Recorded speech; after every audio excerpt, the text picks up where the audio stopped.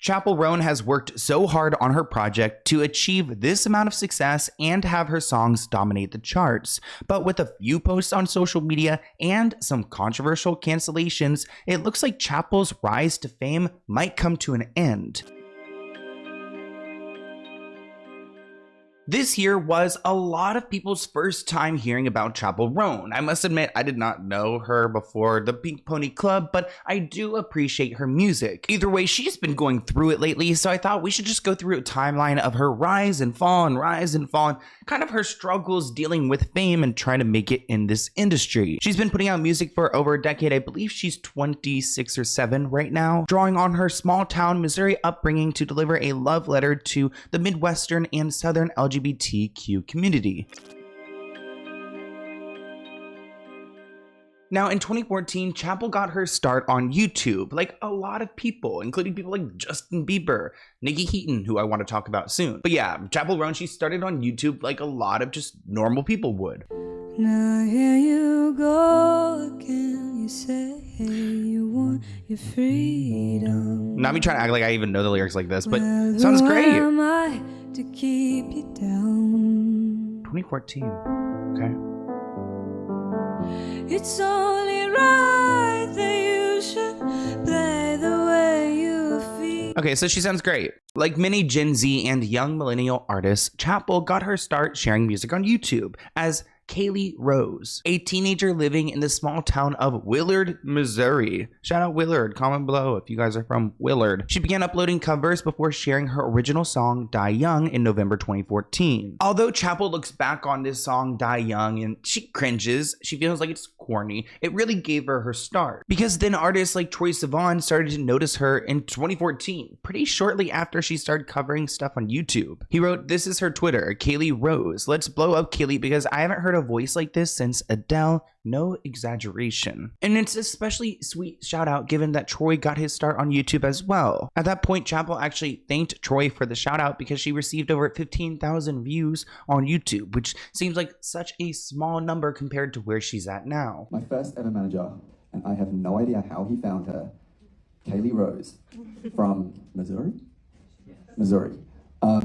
She just had this like incredible voice, and he sent her song called Die Young to me, and he was like, "Hey, I think I'm about to sign this," like I think she was like 14 or something, I have no idea.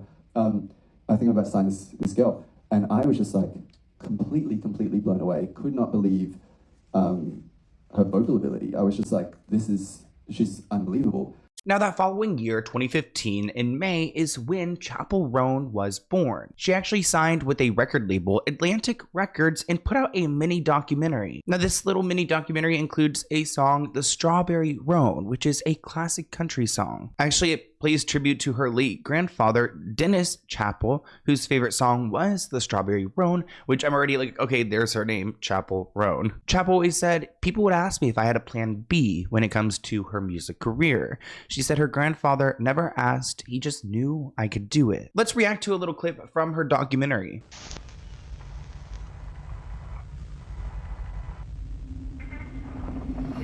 I never thought in a million years Oh my gosh, this seems like a horror film. that I would ever have this job. In my head, it just didn't seem like it was even a possibility because I live in Willard, Missouri. There's 5,000 people there. There's more cows than people. I mean, there is definitely like a nice humbleness to this story too. Everyone wants to see like the underdog win, and nobody really cares for a Nepo baby. We have enough of them. Whenever I go back home, I like to be around my family, and I mostly just watch YouTube and play Wii with my friends. And then when I'm by myself, sometimes I play Sims. So We love a good Sims shout out. It's too real. it's hard leaving such a small town and coming to such a big place. Shoot, so even back then she was expressing the difficulties of leaving her small town and going to a big city. It's daunting. After signing with the label, Chappell actually missed her senior year of high school to focus on music. She said, "I didn't miss high school at the time, but I missed my youth. I mourned being a kid because my career took that away from me pretty immediately when I signed." And she did sign to a real record label, and she put out a real EP. It was titled School Nights with 5 songs: Die Young, Good Hurt, Meantime, Sugar High, and Bad for You. She said sonically, I'd say that it's a very dark pop album with some influences of the 60s and 70s. She said, I used to be very witchy, dark, and serious. I was just emo and wanted to be a witch. And this EP was intended to tap into that darker, more moody aspects of Chappell. Through 2017 and into 2018, she started to book her first opening gigs. It wasn't anything like we see nowadays. To give you guys an idea, here's a clip of the type of gigs she was doing, which I love. I love small venues, getting close to artists, especially being out here in LA. I get so lucky with so many like small, cool, niche artists. So I actually really appreciate her performing in a gym at a school. Your mama, now she's crying,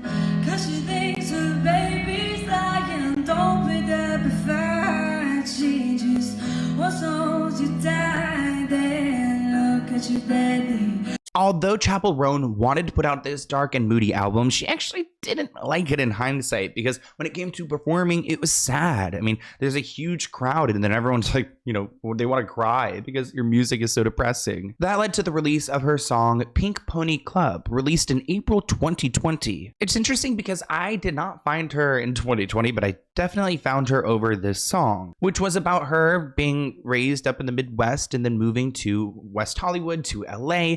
Actually, I love that they name drop West Hollywood because that's where I'm at. When I first moved to LA, I went to a gay bar and fell in love with the go-go dancers there and decided I need to write a song about it because it was so awesome. It's called Pink Pony Club. What has become an anthem for gay clubbing and discovering oneself within the queer community was released in April 2020. This was at the height of COVID, so nobody was out listening to this. And actually, Chappell revealed that her label didn't even want to release that song at the time. So she had to fight for the song to come out, which means that the record label isn't going to promote it. And it's sad that this label did not believe in this song at that time. Maybe the world wasn't ready for it, but it's such a hit now. If you look at videos of her performing that song a few years ago and videos of her performing it now, I'm sure the record label is regretting everything. She sees her baby girl, I know she's gonna scream, girl, what have you done? You're a pink pony girl, and you dance at the club, oh mama. And while Pink Pony Club was a song that they ended up putting out, the record label wasn't happy with Chappell and they decided to drop her. The same week that her record label dropped her, her partner of 4 years broke up with her. So a lot of loss to hit Chappell at one time, at a time where everyone was so unsure. I got dropped because I just wasn't making money for them. Neither were most artists. Unless you are massive. So many artists lost their jobs. Was there a part of you after that that goes, I don't know if I'm going to make music anymore? Yeah, I ran out of money and moved back home with my parents and was working the drive-thru and... Oh, that's hard. That's hard. Yeah, but that's like most people. Like most people work horrible jobs, you know? Sorry, working at the drive-thru is not hard. Mm-hmm. Getting signed to a record label, moving to LA, being promised this whole other life and then having to move home sounds challenging to me. Yeah, it was. And I was just kind of like, I wonder if this is really for me. I just didn't have there was nothing guiding me. I didn't know what to do. I knew I liked how Pink Pony Club made me feel, but I didn't know how to access that feeling again because I wrote it when I was at a club, when I was around people, when I was having a great time. So I moved back to LA in October of 2020 and I said, I'm going to give it one more year. I'm going to give it one shot. If I don't like it by October 2021, I'll move back. But let me just try to give it a shot. She ended up leaving LA and moving home to Missouri, where she was diagnosed with bipolar disorder. She started to piece her life back together while working at a drive-through coffee chain. In 2021, she moved back to LA and found work as a nanny and a production assistant. She was quoted saying, I was like, I have to give this a shot. One more year. If I effing hate LA and I make no money from music, then I'm going to move forward to Nashville or something, or go to school, because obviously this is not for me. It kind of worked out though. Now in 2021, Chappell went independent and she worked with a producer named Dan, who actually put together Pink Pony Club back in 2020. Dan had recently blown up due to his work on Olivia Rodrigo's debut album, Sour, which gave Dan a lot of credibility in the space, a perfect opportunity to bring someone like Chappell in. Chappell described going independent as the best thing she could have done for her career. And because of this connection with Dan, she started to get more opportunities, like going and opening for Olivia Rodrigo, which gave her a lot of of exposure. She said, being independent lit a fire under my ass. I always did what I wanted to, which is like release music whenever I wanted to, dress however I wanted to, open for Olivia. She said, damn, I was meant to do this. It's working because I'm not with a label, which I feel like being an independent artist is probably the best way to go. You get to avoid all those nasty music executives who see you as a cash cow. How'd you end up on a song with Olivia? Like, is that just Well, because we all work out of the same studio, and Dan is like, are you free right now? Can you come help? And so I just like go over there and sing harmonies, because it's like really nice on a song to have kind of different tones. And she's very like, I love that she's open to having like another vocalist, and it's just, she's so sweet to me.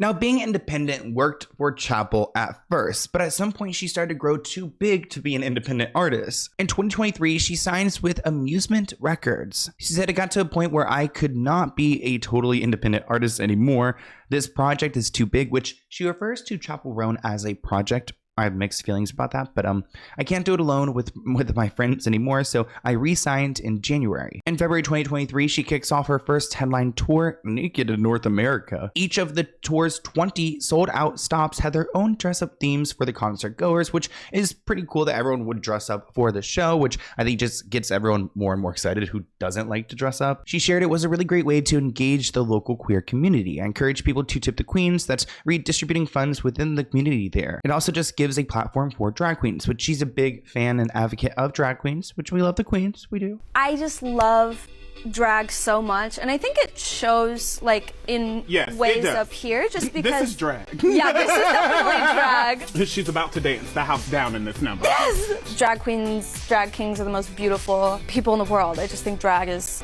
like truly my version of seeing a Disney princess when I was 6. Like, I look at drag queens and I'm like, oh my god. We didn't need to cover nothing else. Later that year in 2023, she released her album, which pretty much made her career, titled The Rise and Fall of a Midwest Princess. Chappell claims that she's got a ton of influence from a bunch of different people. I've always felt like she kind of gives me Lady Gaga energy, but she really refers to the drag queens. And I think that once she started getting into drag culture, she started to call Chappell Roan a project, because it was her way of almost dissociating from this fame that she had built. It's something she wants, but something that she oddly doesn't want to claim. A drag queen opened for me in London named Crayola. She was like, oh, you are a drag queen.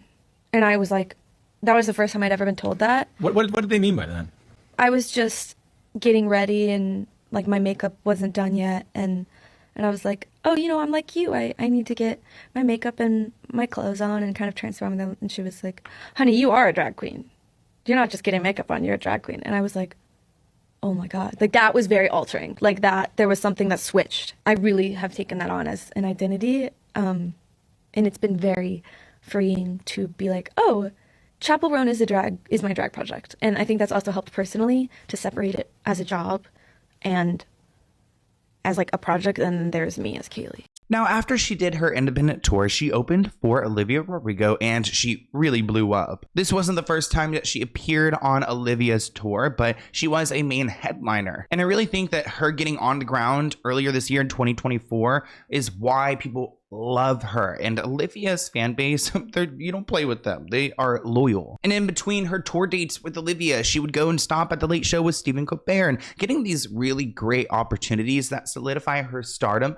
So I think that happens really, really fast. I mean, I feel like from where we started in this video, yeah, there's been a lot of time, but this jump, this 2023, 2024 is superior. I mean, she really went to the next level, going on late night television. Good Luck Babe was released in April 2024, which was, quote, the first song of the next chapter. And I actually really love this song too. When you wake up next to him in the middle of that one, middle of the night with your head, I don't even know the lyrics, and your hands, and you're nothing more than his wife. Oh, what does that mean? I don't know. I'm so bad at figuring out what lyrics mean. I have to go to that Genius website every time. In April, we saw Chappell Roan at Coachella. She performed on one of the big stages, so this was a huge opportunity for her. H-O, why is no one doing it?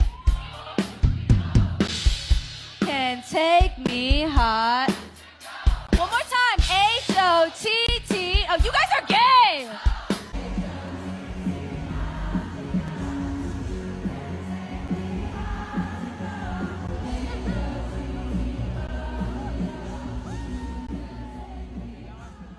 Now, by summer 2024, it's safe to say that Chappell Roan is everywhere. We've got our uncles, our aunts, our grandparents asking, who's that Chappell Roan, or whatever they want to say, however they mispronounce it.